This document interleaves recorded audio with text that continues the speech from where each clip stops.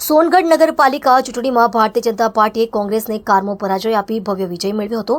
ગઈ ચૂંટણીમાં 7 સીટો પર વિજય થયેલ કોંગ્રેસ પાર્ટી આ વર્ષે માત્ર 2 સીટો જેમતેમ મેળવી શકી।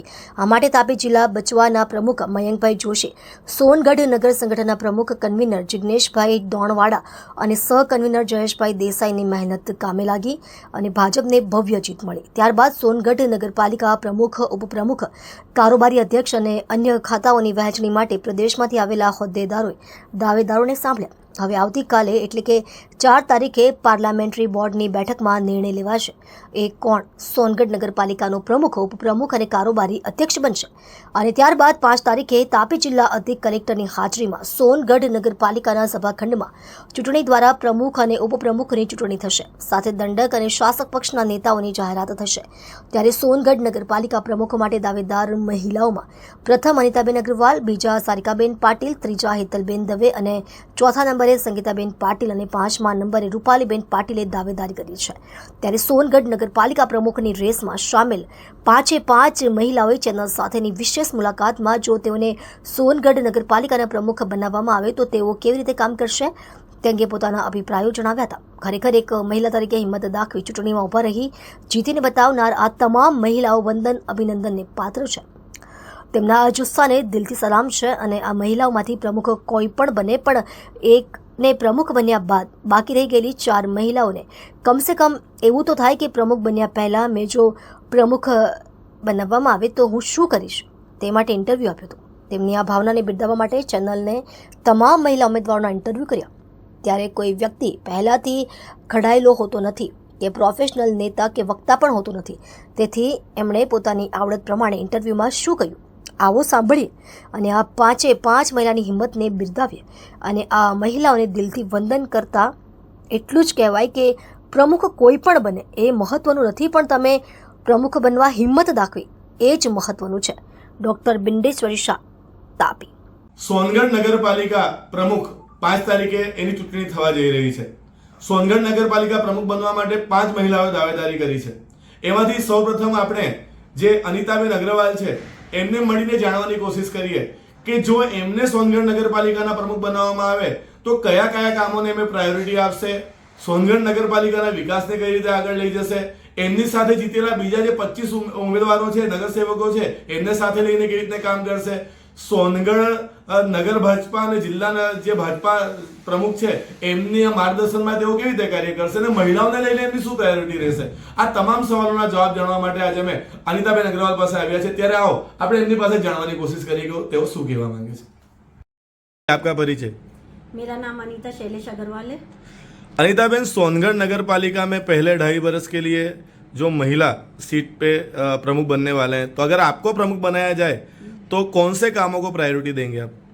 ऐसे तो सोनगढ़ नगर पालिका पहले से ही काफ़ी विकसित नगर पालिका है, तो हम इसी परंपरा को आगे बढ़ाएंगे और जो कोई थोड़े बहुत पेंडिंग काम बचे हैं उनको पूरा करने के मैं जल्द से जल्द पूरा करने की कोशिश करूंगी और सोनगढ़ के विकास के लिए जो होगा वो सभी प्रयत्न करूंगी। पब्लिक को लेके आपकी क्या प्रायोरिटी रहेगी? सोनगढ़ नगर पालिका के सभी निवासी को कोई परेशानी न हो, उनके काम तेजी से हो, इसके लिए मैं निरंतर प्रयास करती रहूंगी। आप एक महिला होने के नाते अन्य महिलाओं के प्रति आपकी क्या सोच रहेगी, क्या प्रयत्न रहेंगे?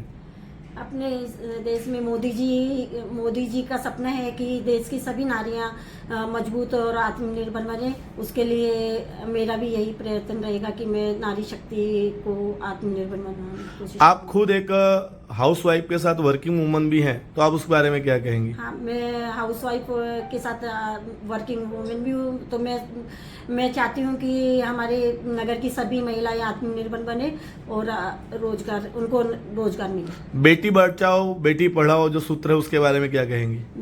बेटी बचाओ और बेटी पढ़ाओ सूत्र को हम आगे लेकर जाएंगे। मोदी जी की योजनाओं को हम आगे लेकर जाएंगे। जी, अगर आपको सोनगढ़ नगर पालिका का प्रमुख बनाया गया तो आपके साथ जो अन्य लोग जीत के आए हैं उनको साथ में लेके चलना और नगर तथा जिला की बॉडी के लिए साथ में लेके चलने के लिए आप क्या करेंगे? अगर मुझे भारतीय जनता पार्टी से प्रमुख बनने का बनाया गया तो मैं हमारे साथ जीते हुए सभी उम्मीदवारों के साथ में सहयोग उनके सबके सलाह मशवरा और सहयोग से कार्य करूंगी और हमारे जिला प्रमुख मयंक भाई जोशी ने हमारे प्रमुख अमित भाई अग्रवाल के मार्गदर्शन में जनता के हित में कार्य करूंगी। જી સંગીતાબેન સુભાષભાઈ પટેલ, કયા વોર્ડમાંથી ચૂંટાઈને આવ્યા છો? 2 નંબર. બેન, આપ સોનગઢ નગરપાલિકામાં બીજી વાર ચૂંટાઈને આવ્યા છો. હા, બીજી વાર ચૂંટાઈ આવ્યા છે. બેન, જો આપને સોનગઢ નગરપાલિકાના પ્રમુખ બનાવવામાં આવે તો વિકાસના કામને લઈને આપ શું કરશો? સારી રીતના કામે કરું છું. ઝડપી કામ થાય તેવો આપ નિર્ણય લેશો આપ? હા, ઝડપી કામનો નિર્ણય લેવું, બેન, લોકોના કામ કઈ રીતે કરવાની કોશિશ કરશો? ઝડપથી કરવું અને ભેદભાવ વગરના કરું છું. જી બેન. બેન, ભવિષ્યમાં જો આપ સોનગઢ નગરપાલિકાના પ્રમુખ બનો અને વિકાસના કામને લઈને જો કોઈ નિર્ણય લેવાનો થાય તો ચૂંટાયેલા કોર્પોરેટર, નગર સંગઠન અને જિલ્લા સંગઠનને સાથે લઈને આપ કેવી રીતે નિર્ણય લેશો? બધાના સાથે લઈને કામ કરું છું અને બધા શબ્દના ચૂંટાયેલા એમના હાથે લઈને બધું કામ કરું. જી બેન, આપને અમારી ચેનલ વતી આપ પ્રમુખ બનો એ માટે શુભકામના.